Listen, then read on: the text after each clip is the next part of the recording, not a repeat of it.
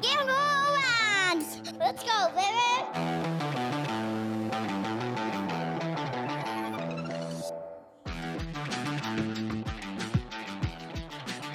Let's go.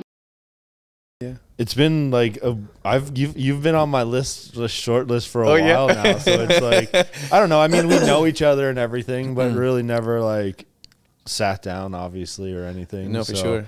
It's been a long time coming. I think you have probably a pretty cool story and everything. So yeah, I guess it's interesting, and like so that's like let's start like right kind of from the beginning and like. Well, that's where I paused him. I was like, so you and Ian know each other, but I don't know, right? So I asked him, I was like, are you a London native? He's like, no, I started in Chatham, and then we were like, after Chatham, and then I was like, stop. After Chatham, yeah. So I mean, because I mean, I've taken my life in several directions already at this age, which I'm not alone in that. But I mean, I guess for me, like even what brought me here is because I've always been involved in fitness and bodybuilding, you know what I mean? So, so born and raised in Chatham. I have my wife, Nubia, and 3 kids. I got my twins that are 5, boy and a girl. And then my oldest son, he's 9, right? But yeah, man, if you go back, like, as early as like I can remember, like watching the Ultimate Warrior and stuff on TV, and just I was always like, wow, physiques, there was something about it, so something about that bug like caught me early on as a kid.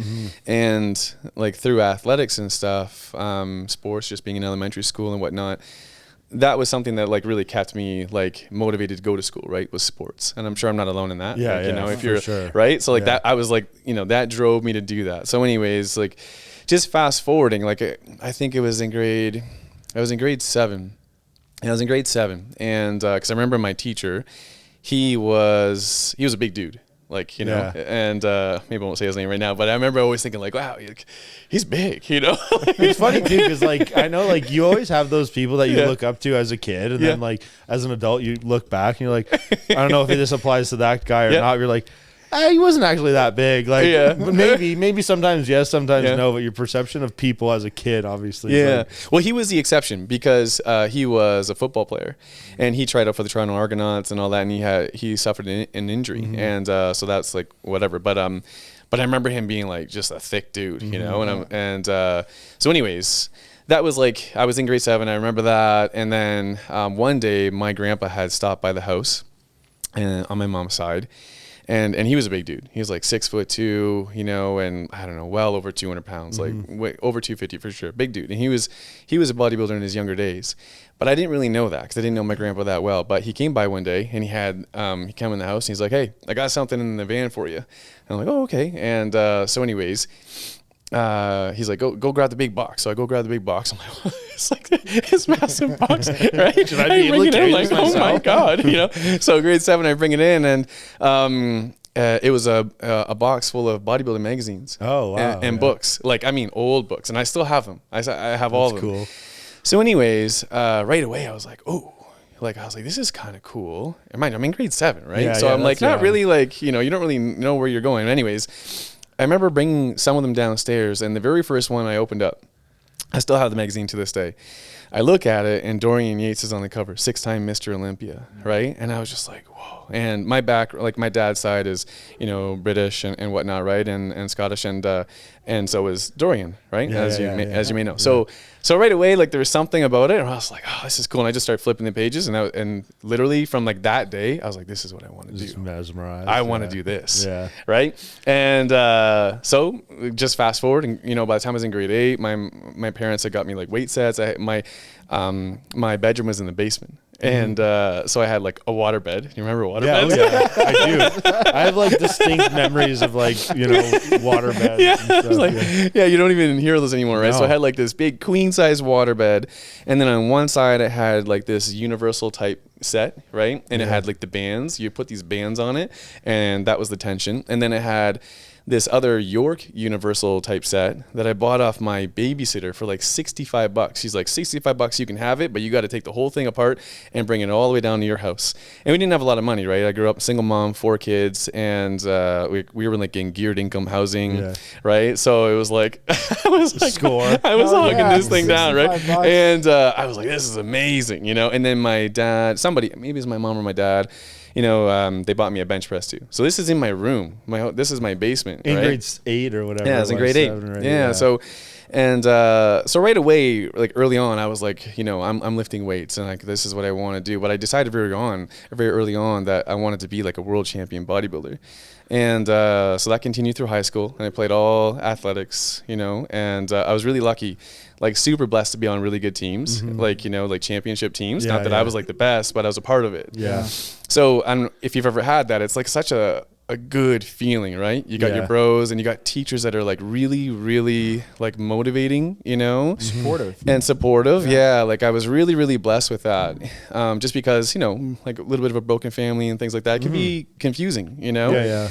And doing something like bodybuilding is very individual, you know, and if you're already going that route when you're like in grade 7, you're probably somebody who likes to do things a little bit on your own. You know what I mean? For sure. Hence like, so anyways, so yeah, like I knew still, even through high school, doing all the sports and whatnot, I still wanted to do the bodybuilding thing. So I was 19, and I did my first show. I did the Ontarios. Yeah. Right? And that was like my first taste of doing it as like a junior, and I won. You know? Was still in high school? The first show I had just ended high school. Okay, yeah. So it was my first show, but mind you, I had been training since I was 13, right? I was like every day, like I was just working out, not knowing. Maybe like in hindsight, looking back, not really knowing what I was doing, but all my friends thought that I did, right? It doesn't even matter at that point too if you know what you're doing. Yeah, just eat, right? Yeah. So anyways, I did that, and then I kept doing the bodybuilding thing because I wanted to do that. I wanted to be a world champion bodybuilder. I wanted to have like a gym, be a personal trainer and whatever. So you know, then I went to the Canadian Nationals the following year. I got obliterated. I got like dead last. And then I went back, did the Nationals the next year in Halifax, and I won. Right. And then it just kind of kept going. And I was like, I was really enjoying that. So that was a big part of my early journey. So like, you know, and then I went to, do you remember Musclemania, the Musclemania shows? Yeah. So I went and did those. I won the Musclemania Worlds in California, and then Musclemania Junior Worlds in Miami, the Super Body show. And so anyways, and at that time I started personal training as well, because I went to Fanshawe for fitness and health, right? I only did 1 year, and because I couldn't afford to keep going. I was like, I gotta work, right? And same with, you know, and with doing bodybuilding at the same time, it was a struggle, right? Because the early days, I guess you didn't have all the social media and all. All the following. Yeah, and that's a whole other interesting side of it as well. Like, do you know Ulysses Jr., Simeon Panda? Yeah. Those guys? Yeah. So I competed with those guys at Musclemania. Yeah. And we were all contracted by a fella from the American Sports Network, Louis Zwick. Okay. Super great guy. I actually just seen him a couple years ago. And he caught me off guard. I was at like a trade show for the energy drink company that I had founded. And he's like, Mr. Stirling. I was like, oh my God, Lewis. So anyways, it was really, really cool. But that whole social media thing is like a whole other topic we can go into, because those guys blew up. You know, they took the route that he suggested and I didn't, right? And so anyways, fast forward with the bodybuilding thing, and the gym ownership thing is what the personal training turned into. And I had a gym in Chatham, right? Performance Fitness and Training in Chatham CrossFit. And I was training like a ton of hours. And was that just because you wanted to kind of mesh two because passions like business and fitness? Like, did you at that point, being as deep into like health and fitness, did it just come naturally, or was that like a decision you consciously made to like want to own a gym? I did actually have a conscious decision where I wanted to do that. Yeah. Right. I just didn't know that it was not actually what I wanted to do at the time, you know, but it was like a big learning experience, right? Like getting into the ownership side of it. But yeah, so it was, I started off as a trainer though, and I was doing well for that gym. And so they were like, hey, do you want to be a partner? And I was like, well, yeah, this works out great. Yeah. You know, I don't have to fund anything or whatever. So I became a third partner of that. And so it was all good, but it was just, I felt like I kind of got to a place where I was like, halted with my Yeah. growth, my personal growth. And it all kind of came like at once for me, right? Because with the bodybuilding kept going, and I was like, I think in the back of my mind, I was like, I don't know if this is like what I want to continue to do, the whole gym thing and the bodybuilding thing. Like, this can't go forever. Why? Like, what was the main like roadblocks in your head? Like limited success levels, or like at that point, like, did money drive you, or it was just like a passion? That came after. Yeah. Yeah, because in so when I was 26, I got my WBFF Pro card, right?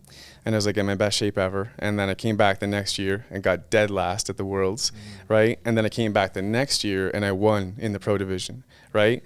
And it was like literally on that day, like the day that I won, where I was like, I think this is it. Like, I think I'm, like, I just won the Worlds. I've been doing this since, I've been training since I was 13. It's not an IFBB championship, but it was like at its highest level for where I was. And I was like, if I want to keep going, I know what that's going to be. And I was like, I have to stop here. Yeah. And it was at that time I was like, I got to also change the gym thing. Like, I got to do something different. And money was really driving me because it was tight at that time, because now I had a child in the mix. Yeah. Right.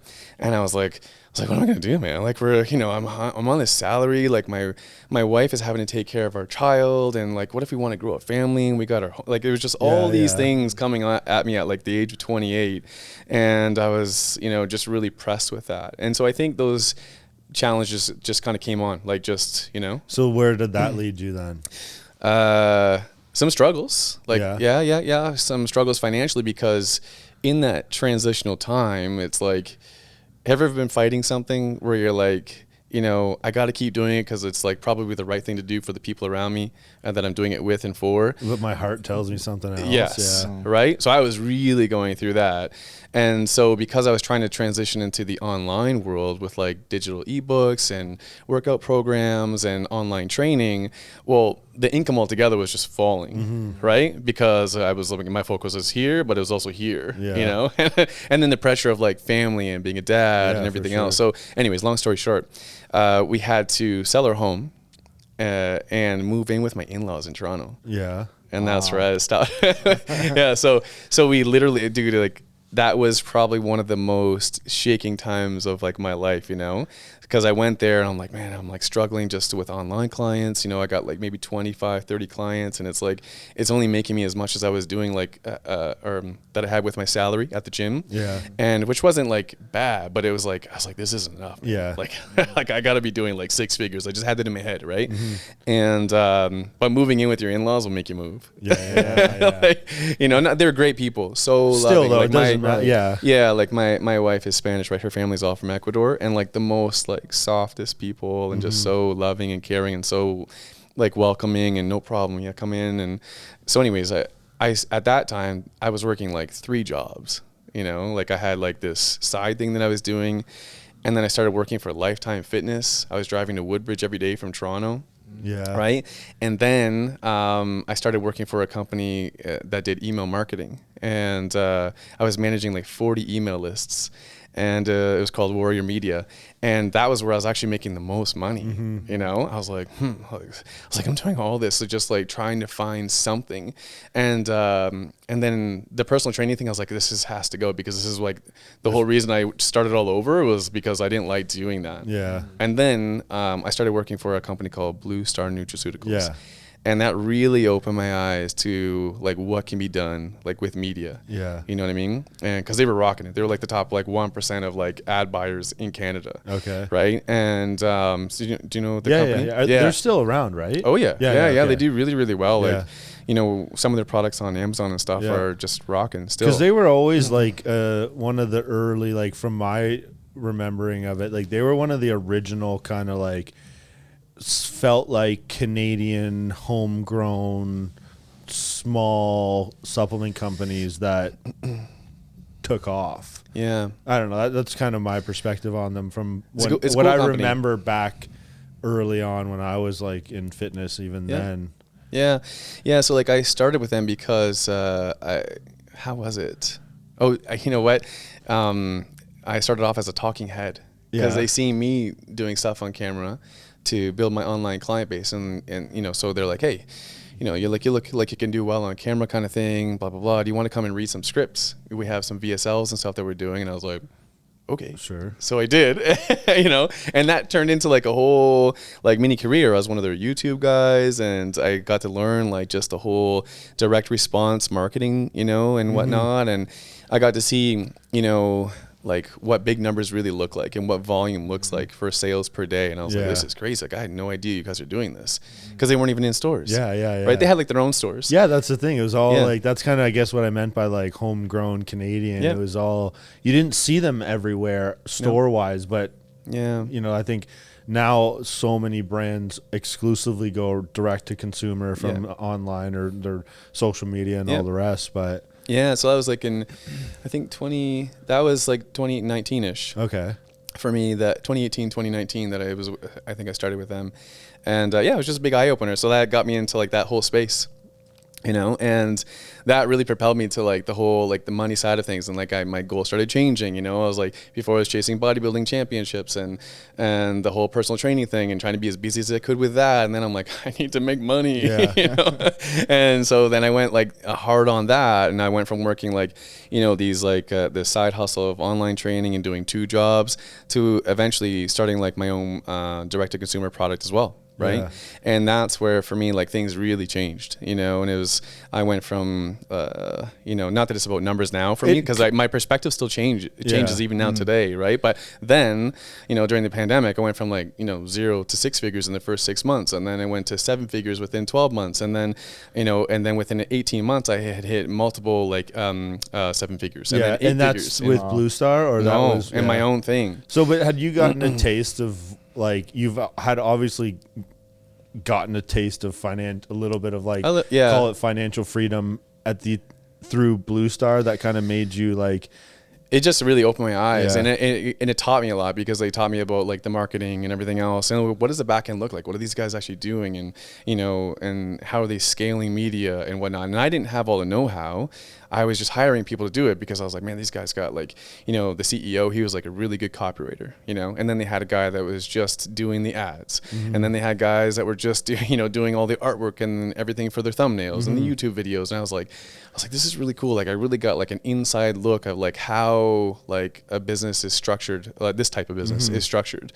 And so I just kind of like modeled that. So what was the point where like I could take all these tools and kind of run with it on my own? Project? Yeah, it was. Was it a moment where you're like, or had you always known, even starting with or throughout Blue Star, where you were like, I still want to have my own product? It was in like August of 2019, and and then the owner, he comes up to me and he's like Stirling, let's go to my office. It's just how he was, right? And I'm like, yeah, hey, what's going on, Chloe? And he's like, listen, man. He's like, I know your products aren't competing, but he's like, this is going to be a tough one to put past, all the employees, right? Because mine was geared towards females and whatever, and he's seen like big affiliates like sending out my products, right? And because he's on their email list too, right? Yeah. Because he's in the direct. So your product being at that time the drink? No. It was like digital products, like for weight loss and weight loss supplements, right? Yeah. But like I was utilizing affiliates to run traffic, and just like I was for them, because I was one of their affiliate managers, so I understood that really, really well. I was like, oh man, they have their affiliates and they're paying like large commissions, and by the way, when I say that mine was doing like 7 and 8 figures, I was like gross. Like the commissions I get paid out are massive, so it's not like I was making multiple 7 figures. Still, like, though, not even it's not even close. Like it's still you get a taste of so like it is what it is, I guess, right? But just to be like so were those competitive, or those like competing products though? So mine versus his, no, but it was kind of like hey, like like it's gonna get loud with what you're doing. Did because you know that in the back of your head that like, or you're like, nah, these things can run at the same time? I thought so, what? because I'm like, well, I would never try and do something to jeopardize, right? For sure. Like I get that. But I think my particular product was just like, it was really like going, right? And so all the affiliates, so it's kind of like, hey man, if we have our other guys that are on here and like, in-house, and it you're gonna have to start explaining, right? And so it's like you're at a crossroad. It's just like in copywriting, right? Like, what are we gonna say and do here, right? And that conversation with him, did that open your eyes to like, oh, this might be of course, an issue type of thing? Like maybe I not wanted an to keep issue, it. but like, Yeah, it did. But for me, mind you, like I still wanted to do it all because I was like, I just had this at that time, like this. There's never enough, you know, just growing up the way I did and everything else and having to start over. I'm like, man, I want to do this and this and this. If I can keep it all going, I'm doing it. Right. But then I had to be like, okay, we had a good talk and I was like, okay, cool. Like I'll just focus on this, you know, and I'll have like a clean exit out of here and make sure you guys are good. And we still talk, you know, and he still sends me, you know, pics of his cars. Was and things that like at that point, were you worried like losing that Blue Star, career, that like what you were doing on your own wasn't going to be enough, or you're like, no, I know that like that this could really like at that sustain time me. it was like really it started to like go right, and so I was just like I was almost nervous because I'm like, oh shit, like what do I do? Like and then it actually did get to the point where when I did leave that, it got so busy with that those products and whatnot that I was like, oh wow, this is like a lot, you know, like I couldn't hire customer service reps fast enough, you know, things like that. So like, anyways, there's a big learning curve, and you know, so those are some of the first like things that have kind of brought me to this, like where I am like today. You know what I mean? And there's more in between, like because there's obviously the energy drink company as well, right? But a lot of this is stemmed from, you know, just that hunger of like wanting successes and then having those highs and lows. And I don't know if you guys are maybe like this or if you know others, but it's like sometimes when you're always like chasing something and then you reach it and then you're kind of like, oh, well, it's not really, you know, you read it in books, you see it on other podcasts and YouTube videos and stuff like that. And when people hit like, you know, financial milestones, and then it's like, oh, it's not really still just Monday today type of thing. So, I mean, at 43, I've experienced like, you know, quite a few of those like different levels, I guess you could say. And so like you can kind of, when like, I won't even keep going. So like at what point did you close up shop with what you were doing with the online products and everything? Like, did it, or does it still run, or no? So I had to close shop to then get into the next project. And did that kind of like overlap and same kind of transition where you're like, it's like almost like a circle. It's just like so one comes to an end and then the next one just what starts brought right you on. into like the energy drink? Like, were you like, I can do this, just rinse and repeat the same kind of like formula into new products? And I'm sure there was like, and I'm not putting, see a hole in the market and want to kind of. There was like, I think several things like when I think of that, right? Like for one, I knew like even with, you know, the affiliate side of things and whatnot, I was like, you know, looking at it and assessing it, I was like, man, this is like, it's great, but you know, I'm having like big days, you know, with this, but it's all in the hands of someone else, you know, like these affiliates, and they can just switch and go to different products and whatnot. Cause it was like, you know, it still is it's a thing, right? But you know, once I seen that and understood that, I was like, man, I don't really have like a back end where I'm running the ad spend and whatnot, right? And I'm sitting on like, you know, a little bit of cash, and we're doing okay.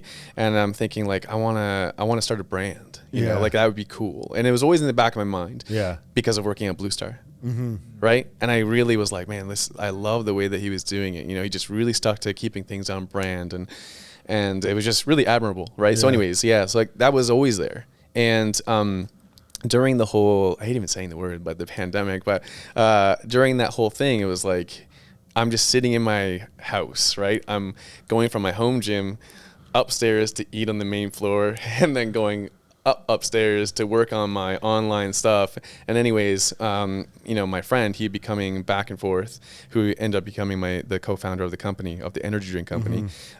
He'd be coming to work out at my place, right? And that's kind of how that whole thing started with the energy drink, right? And because going into the energy drink like business, did it reintroduce the risk, a new risk factor, or were you so confident in the tools you had that you're like, no matter what it is, I know I can make it go? Yes and no. Like, I think I was like at that point, like drifting a little bit because I was so mentally exhausted from the current business that was doing really, really well. But yet relatively stable. Yeah. Yeah. Like financially for sure. Yeah. Yeah. Like financially is what I kind of. Yeah. Financially, it was like very, very stable. And honestly, it was just, but it was like, I wouldn't say reckless, but it was just I was just exhausted. Yeah. And just mentally. Like there was days where we were getting like 1,000+ sales a day.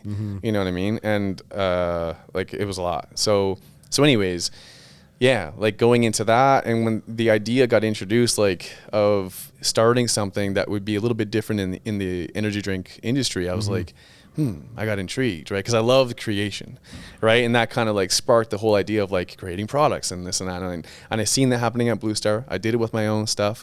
And then I was like, this is another opportunity to maybe do that and take some of these skills and like use it for that, right? Yeah.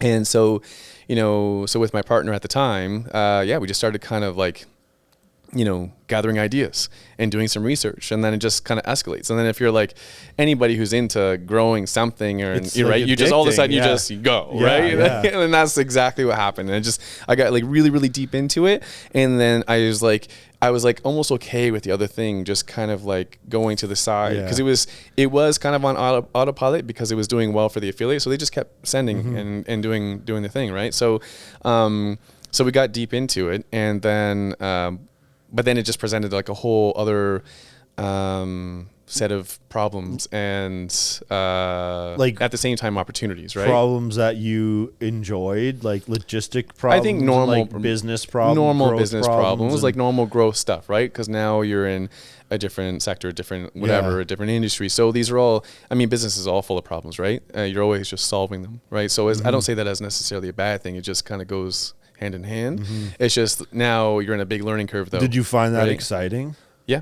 Because it's just like, oh, I got to find like all factories, all distribution, all the rest. Yeah. It's like, like just even the branding side of it, right? Like, okay, so who's the guy that made Monster? You know, like we found that guy and he did our branding, and Ian McLean and having those conversations and being like, okay, cool. How do we make this work? Right. It's always, how do we do this? How do we do that? Like, and when you start making it work, right, then you're like, oh, okay, cool. Well, that's one high done. Let's go to the next one. Yeah. And you just keep going and going and going. Next thing you know, you're like, wow, we're pretty deep into this, and next thing you know, I'm taking this money that I'm making from the other business and funneling it into that, right? And so it just, that kind of picked up. And then next thing you know, I put that aside. I also had to do it because like eventually we had to get investors. Yeah.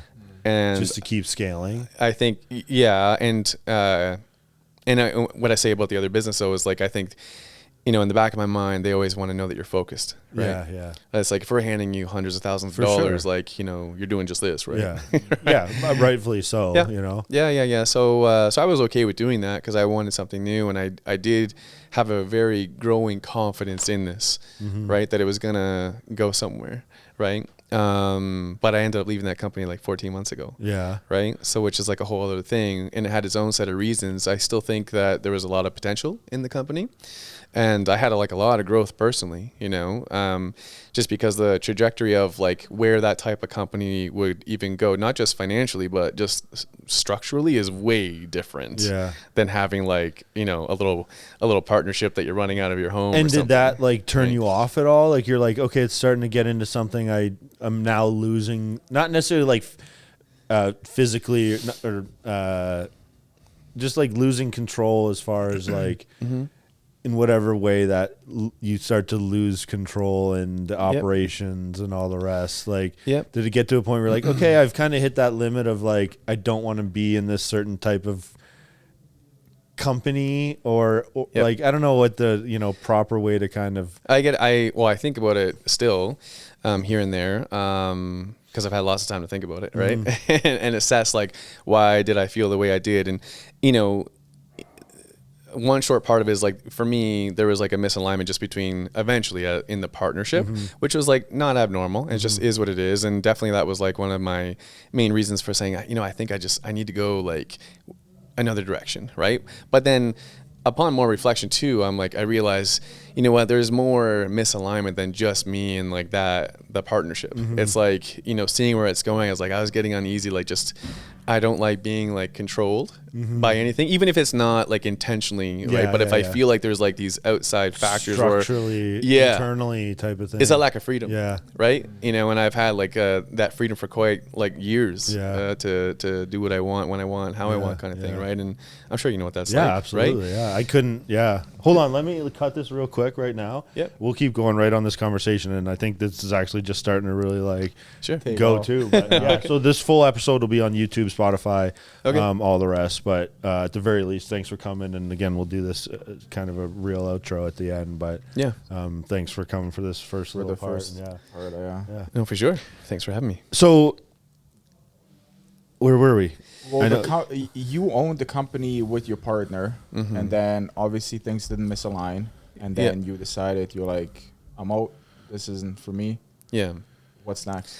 Yeah. Well, I mean, and even just some context around that, like imagine, you know, like I had, you know, a few years invested, right? I had, that was your baby essentially. Well, it became the next baby, right? But the other one was doing like really, really well. You know, life was good. I mean, my kids are in private school, and I bought a Porsche, like, you know, and cash, and like no payments, and because I was afraid of payments, like I just didn't want to have all those things that my parents did, right? And so I tried to do things right, and then all that, like, you know, that financial side of it got pushed into the energy drink company, right? Which was like, you know, when I look back now, there was like this period of like, oh my gosh, like I made like such a big mistake, you know, like a really, really big mistake, because it's not just me now, it's also my family as well. But do you think that like the energy drink company would have had the trajectory it did if you wouldn't have done that, as far as if like I would have stayed constantly reinvesting, like taking kind of financial gains from one and putting it into the other? Like when you say made a mistake, well, because I just realized that I wasn't like happy doing what I was doing there, right? And everything was okay on the other side. I just had to probably fix and address some of the, you know, the fires that were going on in that direct to consumer kind of business, like the direct response business. And if I would have done that and alleviated myself, I would have been able to just, you know, keep things going and whatnot. What happened is, I mean, it grew so fast, right? Like and the energy drink, the previous company, right? It just grew so fast, and it was just like, whoa, you know. Made you scared a little bit? It was just overwhelmed. Like I was just so exhausted. Like, you know, my wife was like, man, and I was like almost like sick. You know, like just working day and night and just highly caffeinated and this and that. So was it a matter of like, if you look back on it, like if you would have delegated more outside and like, but do you, even like as much as you're able to reflect on it now, what would you wish you would have just kept going with that versus diverting towards the energy drink? Yeah, either way, like probably just, it would have been good to just keep doing like my thing. Right? Whatever that is, just do my thing. And I think that would have evolved, just like a lot of guys that are in, say, like the direct to consumer or affiliate space or whatever, you know, maybe they've shifted to e-com or this or that, but they're doing their own thing. And when you got into the energy drink thing, was it just maybe it's being naive, or just, again, you blinders on when you see a new project, you're all in? Did you foresee the route of getting investors, getting more people on the team, or was that just something you really didn't think much of or plan for? No, like, or that you, maybe that's the part that would have turned you off to it. Yeah, no, like I knew we were gonna have to have the investors and grow the team, you know, but I think there's probably a multitude. There's a multitude of things that really like just led to that, right? I don't think I was like necessarily naive to those things, because I had lots of time to think about it and plan, and I had another brain there, right? A partner that was doing that. But I think, you know, some of the things that started to like cascade the whole, and me not feeling great about this, is me feeling like I can't flex what I'm good at. Right. And I'm like, I understand the direct to consumer and more of like those like type of marketing and whatnot, and, you know, really putting my energy into that, and I wasn't really able to do that. It was all about like the in-store and this and that. And then eventually though, yes, there was other things that started to build up, like, you know, having to go to more and more investors, and I'm like, I don't know, like this isn't really like the route that I wanted to go. And then, you know, I also wanted to kind of like initially we wanted to grow it like locally, right? And expand out, and that's what all the major companies have done. But I think there was like that pressure to make investors feel like, hey, we're growing this like in the US and this and that, and it was, right? I don't know what it's like, what the state of it is now, but you start getting spread really, really thin, and I knew that was not going to be the route. Like I just knew that was not going to work. And so when I imagine when you feel very confident in what you believe is the route, but yet you're not able to go that route. And right? that unspoken or maybe literal spoken pressure from investors, is that something that you look back on and think that it comes down to certain type and or company of investors? That is that a blanket thing when you get investors in, or you're like, had we, maybe pick someone else, or like, is there investors that still would have just let you do your thing and continued on that led you to the way you are? Is that, or no? I think like the investors that we had when I was there,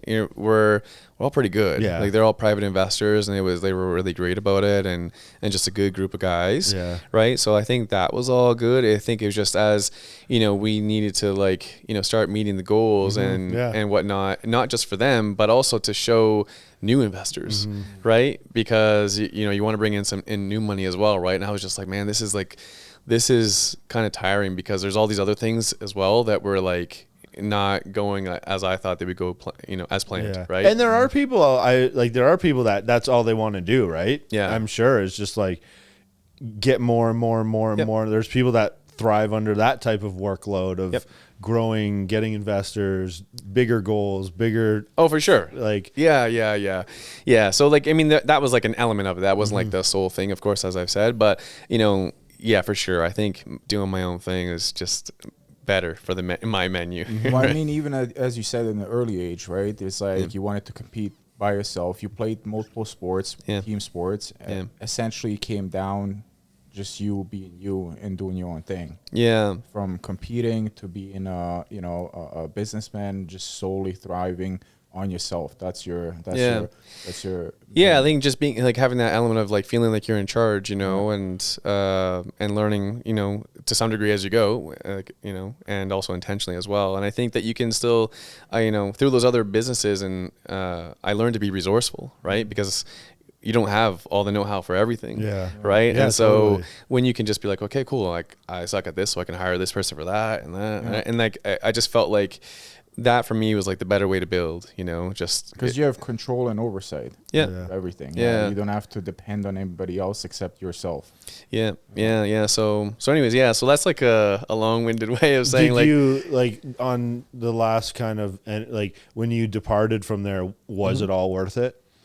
Like as far as like as vain as it sounds financially, like did you, all right, I'm gonna cut my ties here and I'll take maybe not a literal loss, but like, or did you still come out on top at the end of the day when you left there? No, it was really, really tough. Like, because I was still, my family was still living in the same, the same way, right? Yeah.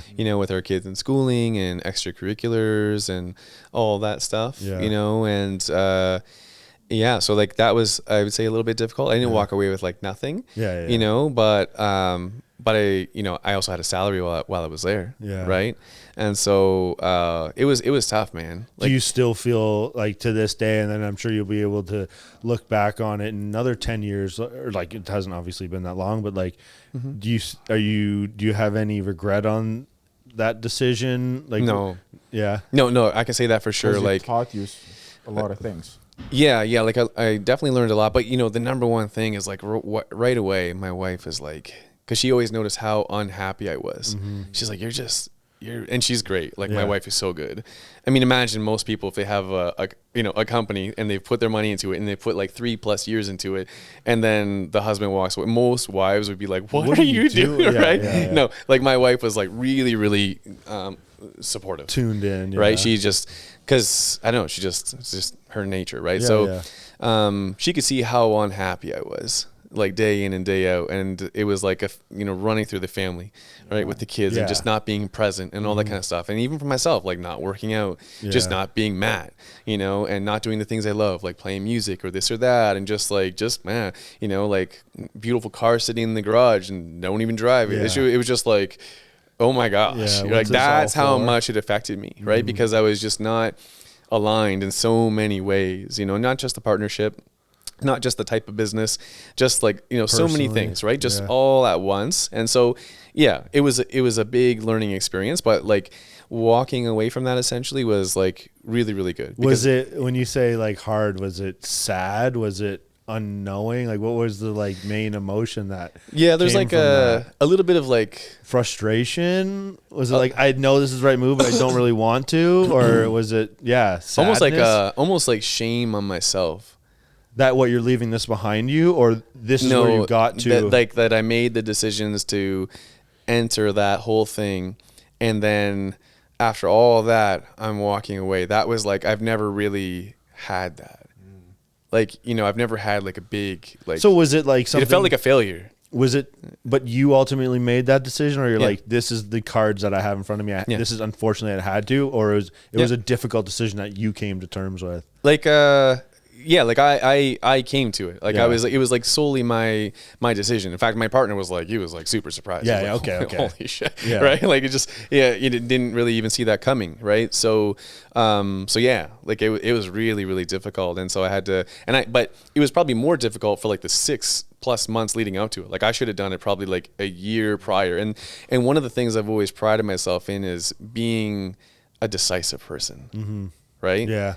Like I'm a pretty decisive dude, and if I have an issue or something, this or whatever, whether it's an employee or a friend, I'm going to call you, and I'm going to deal with it now. You know what I mean? Even if I'm maybe I'm a little bit, but I'm going to deal with it now. It's not going to build up, right? And so this was one instance in my life where I didn't. Yeah. And it built up and built, and it was like not days, not weeks, not even. It was like probably like a year. Yeah. Right. And so imagine like. That alone was like shameful on me. Like it was like nobody else was making me. I was like feeling the shame of like, no, this is not like. And it was just the timeline of what it came in your head to come to that conscious decision, or was it like, was there any ounce of excitement that came from going through this process of like wanting to? Yeah, move. Like ultimately I have this, whether it's going to happen next week or a year from now, I know that like this is the route that I should be taking. Yeah.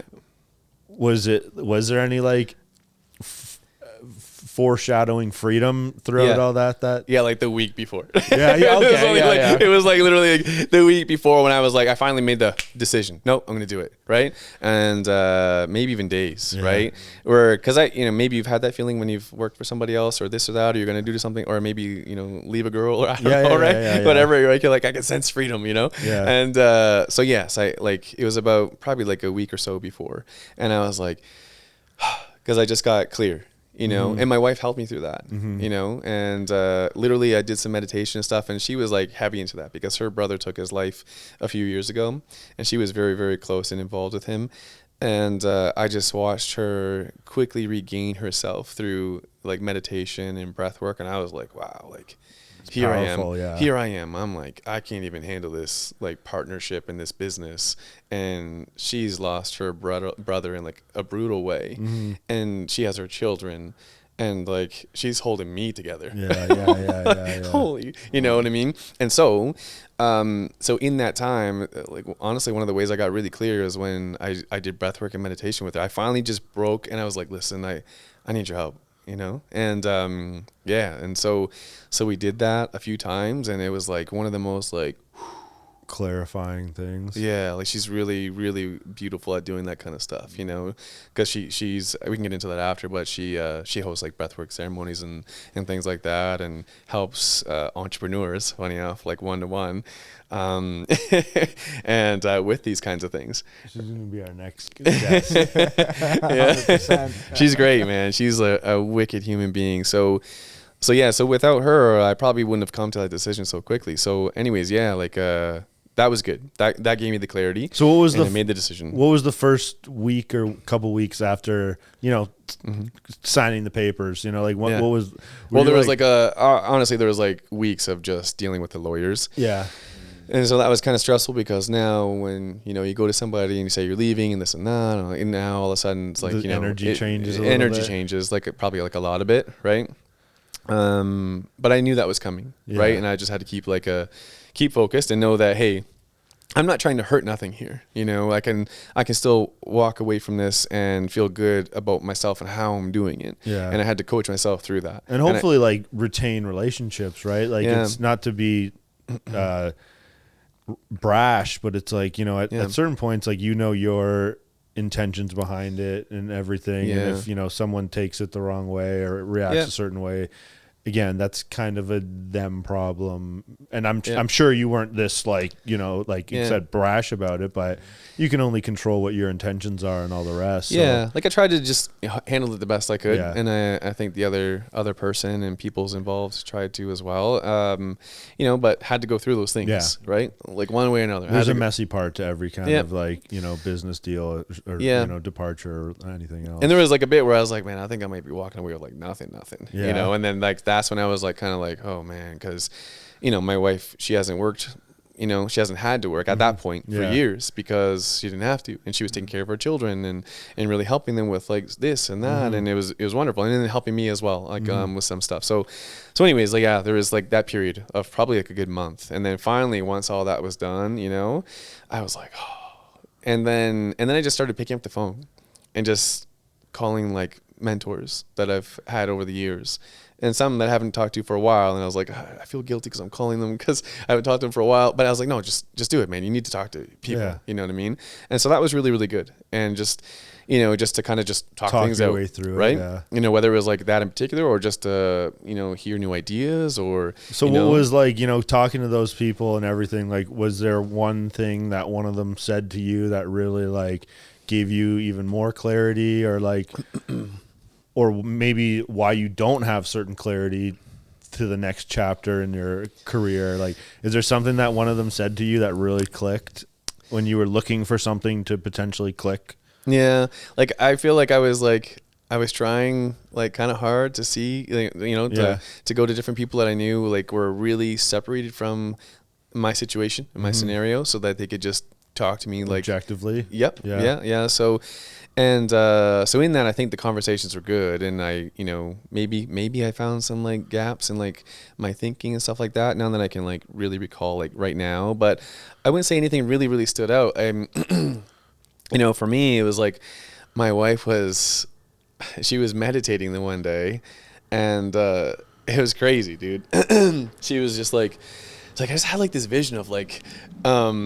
Like just meditation. She's not like woo woo or nothing like that. But she's like, I just had like this like woof like vision. She's like of this like dark haired girl. She's like, I just imagined her telling you, and she's like, it's almost like she's like past, she's like distant about to do your music. And then right away, as soon as she said that, it was like the hair went up on my arms. Right. And there was one girl like that got me into like early DJ gigs. Right. And her name was Jen, and she was murdered years ago. And so when she told me that, I was just like, right away, I thought Jen, and I had that feeling, and I was like, oh my gosh. And then she's like, I don't know why. How? I know. She's like, I don't know why I'm feeling that, right? Yeah. And I was just kind of like, I don't know why you are. And I don't even know why I thought of that. Like even more so, right? And then, so seriously, I open up my phone. I'm like, I'm scrolling because a whole other side of this is like I've always been into like electronic music, just absolutely like just love, like have a love for music. It's just got me through so many things, and I can even talk about that in my passion for bodybuilding and like music that I would listen to, and same song on repeat every workout for like 6 months straight, getting ready for like the championship, right? Anyways, just big music lover, and so anyways. We have that like moment, and this is like weeks after like everything had really settled, and it was kind of crazy, but I go through my phone, Facebook, and this, like I said, this girl, Jen, I kept in touch with like her son, who was like, I don't know, he's probably like in his early 20s now, but I go with Facebook, I'm looking, I'm like, and sure enough, I go back to one of the old messages, and one of the last messages that she ever said to me, she's like, Matt, just go after the music. Wow. Right? Crazy. Yeah, and I was just like, What is going and I on read it, here? and I read it to my wife, and it was like, I can even show you the message, and I remember feeling like this weird like emotion, right? And I was just like, oh, and I'm very not like on like the woo woo side of things. And not like my wife is. I'm not saying that, but I'm just so very like, just go get it done, brute force, blah blah blah, make it happen, right? Just very type A, just whatever. So, anyways, I took it though. I kind of listened, and I was like, all this stress and all these like feelings of like confusion and everything going on at the time of even after like leaving that business. The one thing that like really made me feel just amazing was going and spinning records on my decks, right? Wow. And so I would do that every day. I would just get on there and just be like, and I would feel like this amazing sense of freedom, and then I just, for some reason, it was like, you gotta start making music. And so that's the next chapter. That's where we are right now. Yeah, it's so weird. Yeah, but like that's gone like This is wild. Yeah, so I know, buckle up, man. It's crazy. I don't even know what the heck's gonna happen next, but so I did, and just me being me, and like I wasn't like a complete dummy where when I left these things I had like no money and the families whatever. I mean, a little bit of money or enough money at even probably now for me still gives me some of those feelings of like, oh, it's not enough. Yeah, of course. Right? Again, just always going back to that, my mom, Right. and geared income You're and having starved, like right? multiple It's just dads like, and it just gives me like right? I'm much better at it now, but anyways, I was like, maybe just dive into it, man, so I hired a coach. And so one of the first guys, he was the first guy that ever got me to DJ ever was Jen. Jen, this girl comes back up. She brought me to his place, and I played at an after party. And they asked me, they're like, "Oh, do you want to spin?" I was like, "Yep." And I remember having like my CDs in the car. Be right back. Yeah. And sure enough, I was like, that was the first night. And then next thing you know, I was like playing at the Boom Boom Room all the time. And then I'm opening up for like, then I had Like got in into Windsor? like a duo. Yeah. I'm from Windsor, so like I remember that place. Yeah, so then it was like Jersey and Stirling, and we started like DJing together, my partner and I, and then I was opening up for like bigger DJs like Lee Burridge and like Oscar G and things like this. And so anyways, I don't even know where I was going. Yeah, so he was the first guy that got me like DJing there in the Windsor scene. So knowing this, I was like, yo, Justin, I was like, I think I want to make music, right? And he probably hears this like all the time. But mind you, I had also tried to do this a couple other times. Mm-hmm. And I was just like, man, this is just like whatever, right? Dabbled, this and that, bought the programs, never used it multiple times. But this time I was like, no, I'm buying 10 sessions, man. I was like, just whatever, right? So we spent 10 hours and I learned how to do Ableton, like work on the DAW, right? And so I did that, and then I went back to him. I remember making like one of my first tracks, and it was like complete. Like I look back now and I laugh, but then I'm like, it actually was like not that bad, But so I did that. He's like, oh, good man. He's like, you're really making progress, and I was like, am I? He was good enough to like take me on, And I was like, I tried to be a good student and show up for those 10 hours, and then after that. I was like, I started getting really, really hooked, and I was like, this is actually like, I really, really like this. And sure enough, I'm getting hit direct response, marketing ads, everything else. And I see Mix Masters, right? And I'm like, and it's in Ibiza, and I'm like, I'm going. Like I'm going because I seen who was going to be there. It was like Funk Agenda and like all these other names, and Huxley and Funk Devoid and like Marco Romboy, like whatever. And I was like Timo Moss, like these names that like I would go to like the government and places in Toronto to go see these guys, right? And I'm like, I get to go hang out with these guys for a week and do nothing but learn how to make music. Yeah, I'm in. And like, when was this? This was in like recently. No, it was like 2 years ago. Yeah. Okay. So that's I guess like this is like still two springs ago. Yeah. Okay. Yeah. So I told my wife, and I was like, babe, 10-year anniversary. Let's go to Ibiza. You don't even tell her it's actually like a work trip. It's just like... So we went, man. So we went. I stayed for 2 total weeks, and she went for like the first week, right? And so we had like our anniversary there. But I literally stayed in like a big place with all these guys, and I didn't even party when I went there. Literally, I went to Ibiza and I didn't party. Yeah. I just sat there amongst all these producers that were so much better than me. And were you like, what am I doing here? I was Like, dude, I was the lowest in the pack. Yeah. Like, you know, and I think they just like brought me in, even though it was like supposed to be for like mid-tier producers. I didn't know shit. Yeah. You know, like I went there and I was like, wow. I was like, not too often I feel like overwhelmed, but like I suck right now. Yeah. Like I really, like I'm like the lowest guy on the totem pole here, but it was great. And because I love learning and I love being around people that are so much better than me, right? And so in that time, I made 2 tracks while I was there, and I felt like pretty good about it. And then fast forward like a few months later, I had made some good connections while I was there, and I just kind of kept working with some guys and getting more tips and whatnot. And one of the tracks that I actually made there was the first track that I ever released. So it's kind of cool. So yeah, so last year in 2025, I just kept going with it, and you know, joined some other groups and did some like more one-to-ones and whatnot.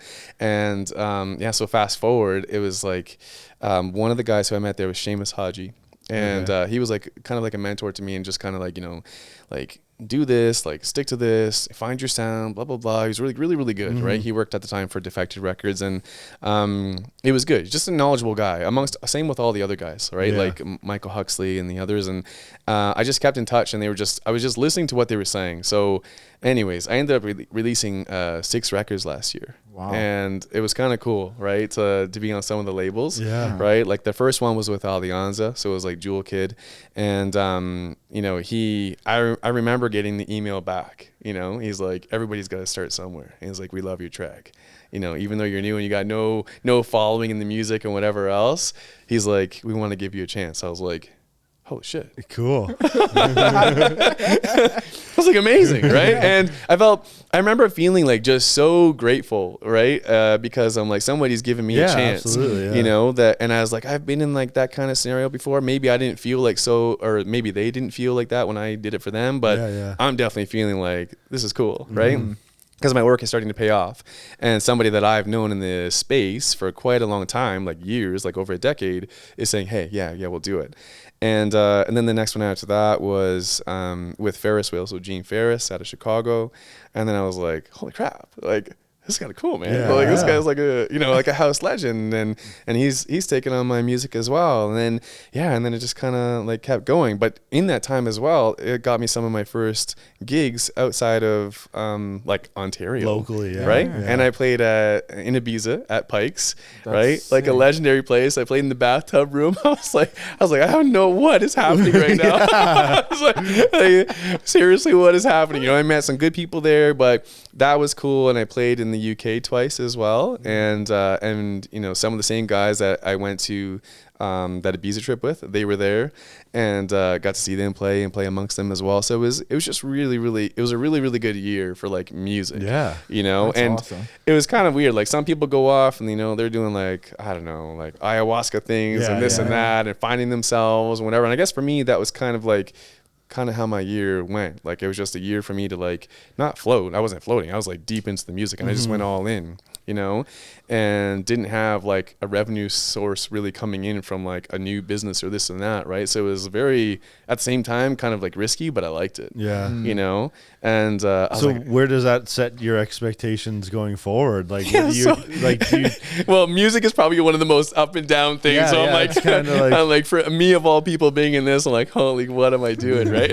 Like some days, right? So like, yeah, it's not easy, and I should say too, like, behind all of this, I've also been trying to support my wife, who's been wanting to start like her thing, right? And so I was doing that. It's not like I was like just doing my music and that's all I'm doing, and you know, I was putting a lot of time into it, but you know, we all need to make money at the for same sure. time, and I'm okay with, like, I call it like side chaining things, you know, even before, like, that's a term in music as well, like, you know, side chaining your kick and whatnot, but yeah. But anyways, right? But I've actually used that term before, but basically just having like a side hustle or this or that, and you know, just doing what you got to do until you find, you know, some leverage or this and that, until you can kick the thing away and then keep going, right? So whatever that is, right? And it's like all the firefighters who have their, I don't know, like plumbers as well. yeah. Right. So Build decks. yeah, right. Yeah. So anyways, yeah, so I've been helping my wife with that as well, and her business is really, really interesting. Like, I don't know too many people that do something that they are like truly fulfilled. Yeah. Like, I feel great doing music, like, don't get me wrong, but there's a lot of highs and lows with it. You know, like, one day you're getting signed to a record label and then you're like, huh. Like, Now you really what? have to Yeah. learn to be like really even keel, right? And Yeah. I've lived my life off of a lot of highs, you know? And so for me, the music world is very weird like that. But my wife, like, with hers and the way that she's helped people, like, really truly helped people, you know, like, I think she's really found like her gift, Yeah. like, or her meaning, her Yeah, purpose yeah, on yeah. this planet, right? I think she's known her gift, but to actually fulfill it is really unreal to watch. And it kind of started off with like her just, you know, posting about like her brother and dealing with like his suicide and Yeah. stuff like that, and then people just, you know, we'd be seeing how like she had this content where when she had the twins and she gained like thousands of followers, right? From being a twin mom. And anyway, same audience, and she'd be talking about this other stuff and, you know, just having like that kind of spirituality side of things and dealing with this and dealing with grief. And although she wouldn't be getting like hyper engagement, The quality, like on the front end, on the back end, the people that were messaging her and DMing her and whatnot was unreal. Yeah. I was like, oh wow, this is real. oh wow. Like, Yeah. there's like, and it's not just like here and there. It's like way more common than you would think, right? Regular people, whether they're entrepreneurs or they're moms or they're this, and I was just like, how I was almost like blown away. And so anyways, they could just sense like, hey, this is maybe somebody I could talk to. Yeah. Right. And so it kind of started off like that. And my wife after time realized like, hey, like I'm helping these people, and she's like getting on the phone or on Zoom or just writing them and helping them kind of through their things, you know. Some of them may be dealing with like suicidal thoughts. Maybe some of them have had somebody in their family who's committed suicide. Maybe somebody who's just like, I need to talk to someone. yeah, like they're just an entrepreneur. They're working like crazy, you know, like they're making mad money, but they have no meaning. Yeah. Like, absolutely. Like, Yeah, you know yeah. what I mean? And I mean, some of them are like pretty big, like CEOs, like way more than what I've ever done, you know? And so it's kind of like, it was an eye opener. So was there like, was there ever a point? I mean, again, this is all really recent for you and her. Yeah. Like, was there any moments like where you thought to yourself and or directly said to her, like, I can take a lot of what I've learned in the past and facilitate new avenues for you? Yeah.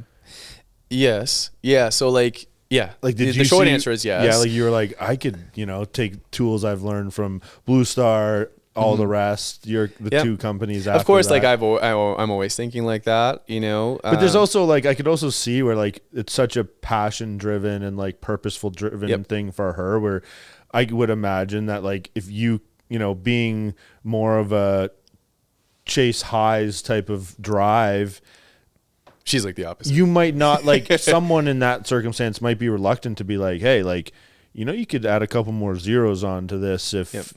you know, you've scaled. But bringing that up to someone where they're like really truly purpose driven in it might be almost like a negative you hit perspective towards you it. hit It's it like nail on the head. Yeah, like exactly that. Like like almost like a greedy kind of like turn it into something like, how do you introduce that thought of really scaling might sound like a dirty word in that circumstance, Yeah. but like really scale it to be like, you know, how do you introduce that? yeah, and we ran into that. Yeah. Like, you know, like I'm imagining straight like, up. this isn't about like, Yeah, and I get want rid to of say all these money thoughts. Like, you know, I'm happy doing this. And you're like, well, yeah.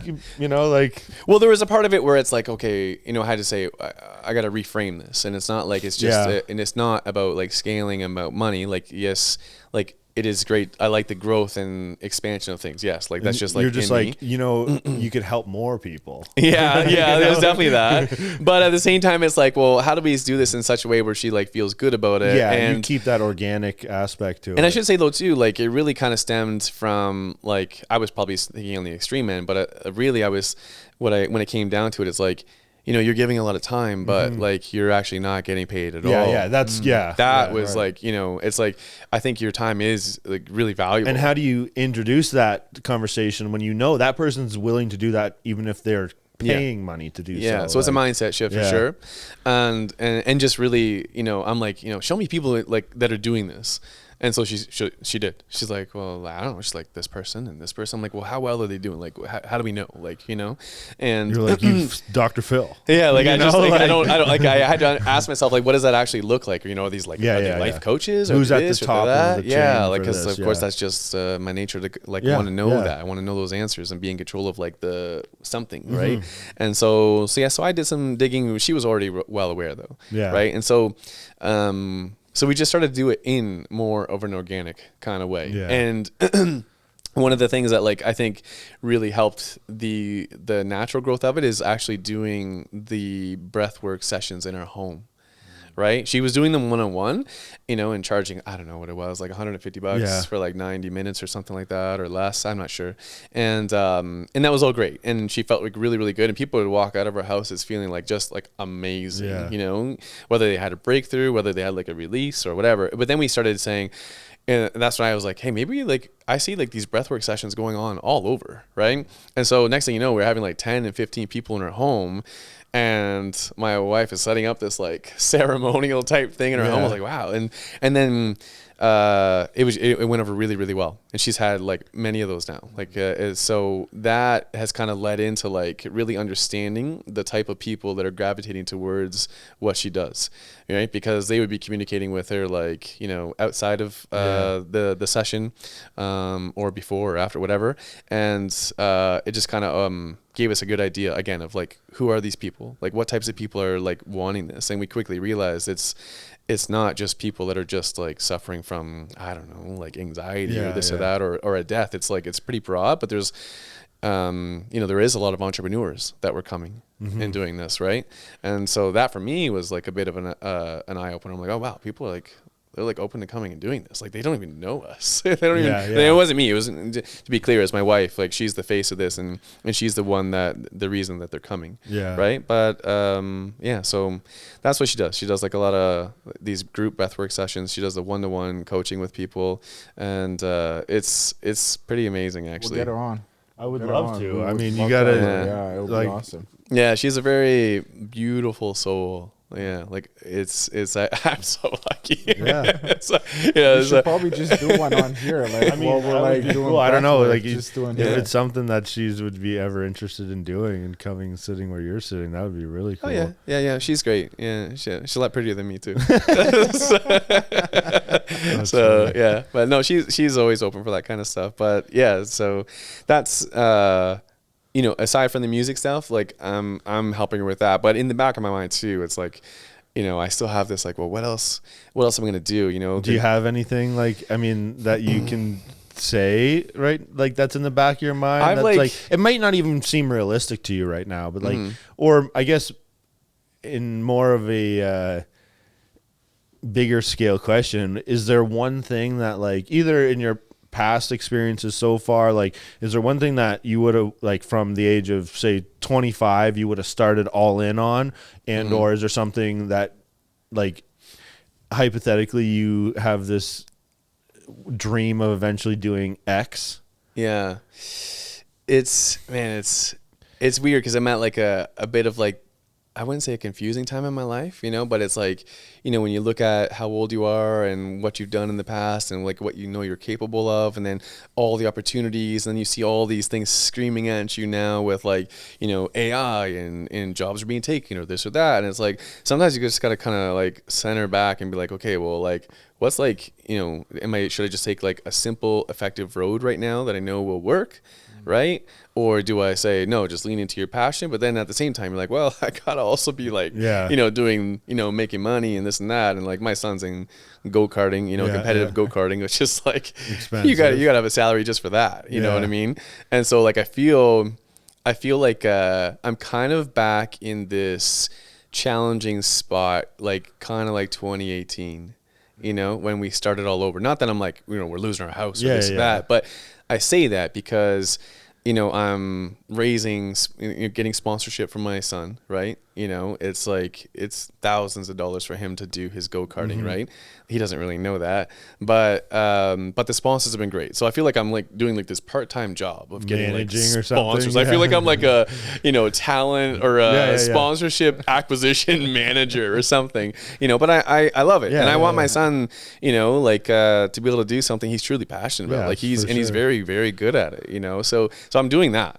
And then I want to make sure that my wife's thing is like doing really good as well. And there's elements of that like I feel like I'm good at, you know, the back end stuff and helping her get a copywriter or helping her with this or whatever, you know what I mean? And, you know, right now I'm managing basically like an agency that's doing work for us or for her to, you know, for her funnel and all this kind of stuff, right?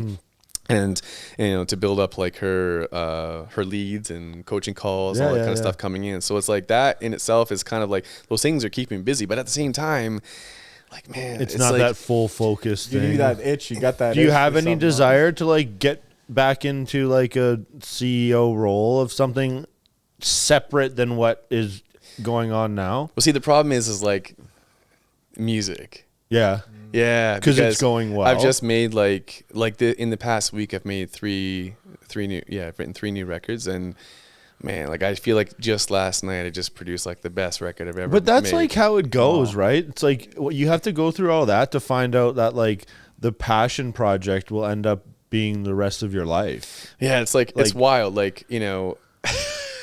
It's such like a, you know, am I gonna be like, you know, in nightclubs and this and that? Like, I don't know. Maybe there's an element where I can get into like helping other people come up in music or something, right? But like something about making really good music that moves people is such like a, and you just have to, you know, go where it's, you know, you're led right now. Yeah, like it's kind of wild. Like, do you know Carl Cox? Yeah, you know the name. So anyways, you know, for people like if I show this to my channel, of course everybody knows Carl Cox. Yeah, right? I do. Yeah, but like because he was like Detroit, right? Like a lot, or he's like, I mean, he's from the everywhere? UK, Yeah. right? Okay, but he's definitely like a global guy, Yeah. right? And he's still doing really, really well. And like he played 2 of my remixes that I did last year, and they got filmed on like a 2-hour special set of his, right? That he did at Universe in Ibiza. So have you heard of Universe? It's a huge nightclub now, holds thousands of people. So if you see the video like on my Instagram, like top ones that are pinned,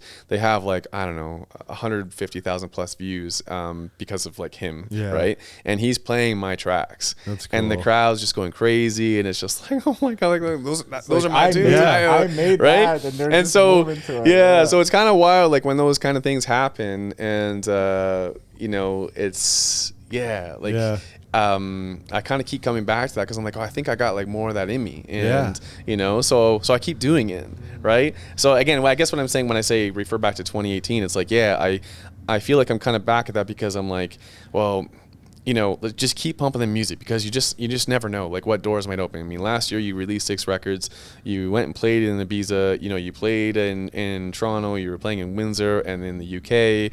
It's like, didn't even really see all those things coming at the same time. You were, you know, thinking about what you could do for your, you know, with and for your wife, right? My wife. And so I'm doing that, feeling really good about it. And I was like, honestly, dude, I felt like I was like a full-time mechanic for my son last year. Yeah. Like when he was racing the long weekends, it's like Wednesday to Sunday. All day. Like, it's not like hockey. We go like, you know, drop them off like 3 days a week and for practices. And then we have like a, you know, 2 hours on a Saturday or Sunday. It's like all day. Yeah. I'm like, I learned how to become a mechanic, you know? So I feel like I've really kind of spread myself thin, but all those things I'm doing, like, I love. Yeah. Right? So there's a part of me that also says like, okay, man, like maybe there's a way you can do it all. And you you may not know today. Yeah. But like obviously opportunities present themselves when it's meant to be. Yeah. So I feel like I'm not really trying to like forge anything. You're just waiting from that email from like McLaren for your son. Right? You know what? We're willing to take it. We see your passion. Yeah. Like, you guys are gonna fund the schooling though, right? School? No, drop out. You got to move to Switzerland. And like, we're putting you on a track right now. Yeah, it's funny. Like one of Damien's, like he's on his team. He's a competitor of Damien's, but they're friends. And man, like It's wild. Like he's going to like a racing school like overseas, you know, this summer, and he's only a couple years older than Damien, right? But the family's like, you know, I mean, we're talking like hundreds of thousands of dollars that are getting invested into some of these kids, and it's like, wow. So, you know, again, I don't know what the hell I got myself into, but maybe I do need to get into like some CEO role, or you know, come up with some great ideas so that I can fund these things down the road, right? But yeah, whatever. You never know. That's the like kind of the fun of the uncertainty right now. I'm sure is just like.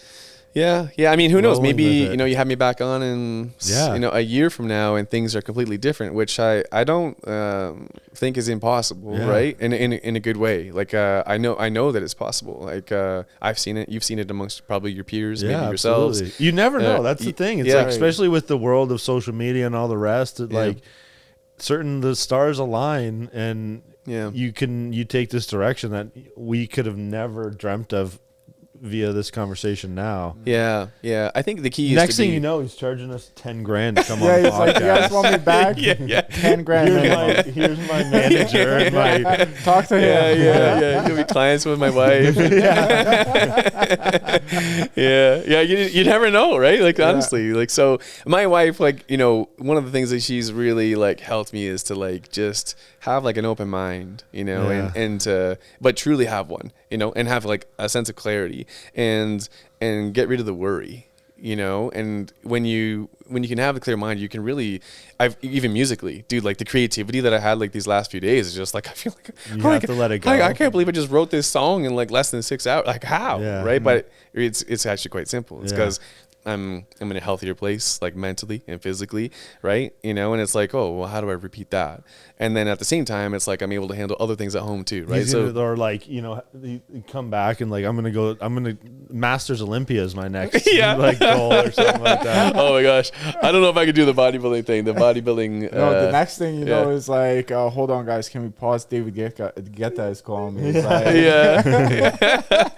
Hey, that's funny. I'm not gonna lie. I sent my tracks out to a bunch of big DJs today because you have to though. You have to shoot shots, and like, you know, obviously it's a prime example of stuff that's already happened. Well, even the Carl Cox situation, like those 2 tracks that I have that I sent to him, I was told flat out, like, dude, you're not gonna you're not gonna get these signed, right? And to get somebody like that, like, and I was just like, well, what do you mean? What like, just push it, man. Like, if I get told no, great, like it's okay, right? And so, anyways, they got played by him, and then right now they're both sitting with a label.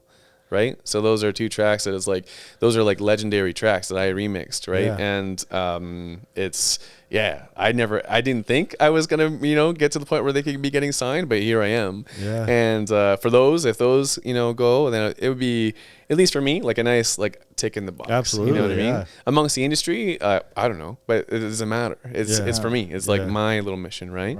And so just keep pushing. Crazy. Yeah. That's awesome, man. What else we got? I know it's kind of just like what a crazy story, man. Unbelievable. Yeah, sorry. And still like you're what, like only early 40s right now? 43, yeah. 43. Yeah. Like, live the whole life. Do you see yourself staying in London? Like, is that your... Oh man, it's funny you say that. Like the weather, dude, is like, I know. Oh my gosh. So like a couple weeks ago, was it like a week ago, maybe 2 weeks ago? In the last 2 weeks, we've had like a couple nice days where it was like 10, 11 degrees. And I was like, I'm outside. I'm like, babe, it feels like mating season, you know? Like I feel so good. Like my energy was up, like just everything was great, and then you know? it snows again. Yeah, like I was walking into the arena with my son, you know? I'm just like everything. And then like I just need more of that, you know? But we've been contemplating that for like a little bit, you know? Just like, where do we go? Do we go down, you know, do we move to the US or this or that? I don't know. Like but family really, Grounds, I think, So anyways, you never know. Yeah, I don't know. Would I ever leave London? It's been like a good in between. I mean, the reason we came here is because as soon as we knew we were going to have twins, and we were living in Woodbridge, I was like, man, we need to have something where we can all live, and I know, like a driveway, like, a backyard that's not like $4 million, right? I mean, the house we have now is not like insane, but imagine the same thing in Toronto. You guys know, right? It goes up very, very quickly, right? So anyways, that's why we came here, right? It was kind of like a middle ground. My wife was like, we ain't going back to Chatham. Yeah. Let's compromise a little here. Yeah. So I was like, okay, we won't go back to Chatham. I was like, but the houses are like way cheaper, you know? And I went there like last week with my son, cause we were going in and getting photos with his sponsors and stuff, which was like, You're like, it's not so bad. dude, There's everywhere some nice areas I everywhere. walked in everywhere that I went, and everybody's like, oh, hey, how's it going? You know, so like, and we even went into this one restaurant. It's a Portuguese restaurant in Chatham. It's amazing. You have to go there. It's a Churrascaria something steakhouse. I feel bad that I don't know the exact name. But anyways, it's been there for a while. So good. And as I'm walking in, a guy, he must have recognized me because my brother worked for him, right? But I don't know who he is, right? And I go and we sit down with my son, and he just comes up out of his way. He's like, hey, are you Matt? Right? He's like, and I'm like, yeah, right? And then yeah, and he's like, your brother, Nathan, yeah? And I was like, yeah. He's like, I thought so. He's like, you honestly look like him. But anyways, the conversation kept going. He introduced himself, super nice guy. But the point is, like, after he left, I'm like, you see that, son? I look across, like, I'm like, that doesn't happen in big cities. Yeah. You know, that guy went out of his way. His food is like getting served on his table, and he was just having like some small talk, introducing himself to me. You know, super kind guy. We exchanged numbers. I've only known him for like 2 minutes, right? And it's hard to get that sometimes, you know. Yeah, for sure. Maybe I just need to get out more. But no, there's definitely an aspect of like small town, and even Chatham probably wouldn't be a small town per se, but like more of a smaller community. And maybe I was just overloaded that day, and I was just like, oh wow, like everybody's, you know. But yeah, I don't think we're gonna go back to Chatham. London's good. London's good. It's like, it is a good in between because we can just go to Toronto, like where my wife's parents are, and you know, and if I get a gig or something there, it's like it's not too bad. We got a place to stay. Yeah, so I'm cool with London for now. Nice. Yeah. Well, you got to give us a playlist. I want to listen to those tracks. Yeah. You have to go check it out. Yeah. I'm going to be blasting that for the next 6 months. We'll have it down. It'll be our gym tracks downstairs. Find me Stirling with an I. Yeah. Okay. What else? We got anything else? We can kind of. You got anything else? That's any cool? No. I think I've told you guys a lot. It's probably overload for you guys. No, this is cool. This is great. This guy's led like 4 lives, and but that's like that's the coolest part of it all, right? It's like especially from being self-employed people ourselves. Like it's refreshing and relatable and all the rest at the same time. I mean, it's where I'm at right now, you know. It's a cool story, man. It's a great story. No, I'm looking forward to see what the next 5 years where you're gonna end up, let alone 1 or 2 years. It'll be I think 2026 is going to be a really, really interesting year. I feel it, like with music, you know, with my son and racing, and he's got goals, and you know, it's kind of cool, like this little 9-year-old kid who's, you know, he plays for the junior knights, and you know, and it's so cool to see like a little child develop, you know what I mean, amongst these other like little athletes, and then to have them setting goals and you know and whatnot. It's just like, be man, passionate about what they're doing. Yeah.